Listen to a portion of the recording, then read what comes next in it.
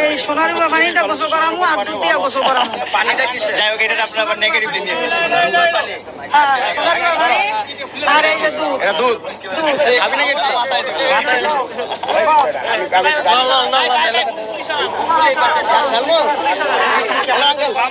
কি আছে দিয়ে গোসল করে দিচ্ছে বাড়ি যেটাতে জেলখানা থেকে মনে হয় একটা পাপ মোচন হলো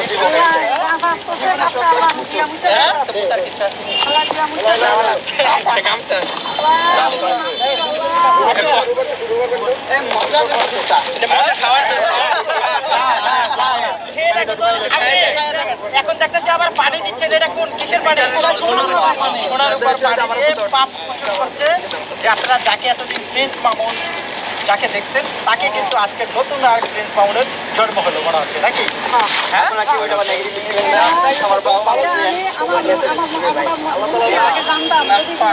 থাকে তাহলে সোনাগুলো দুধ দিয়ে গোসল করে ঘর উড়াই যায়। আমার আম্মু অনেক সময় অনেক কথা বলে ফেলে ভুল করে আপনারা এটা আপনারা নেগেটিভ নেবেন না আপনারা একটু সকাল থেকে আমরা বেশ কয়েকবার দেখলাম যে লায়লা এসে এখানে অপেক্ষা করছেন।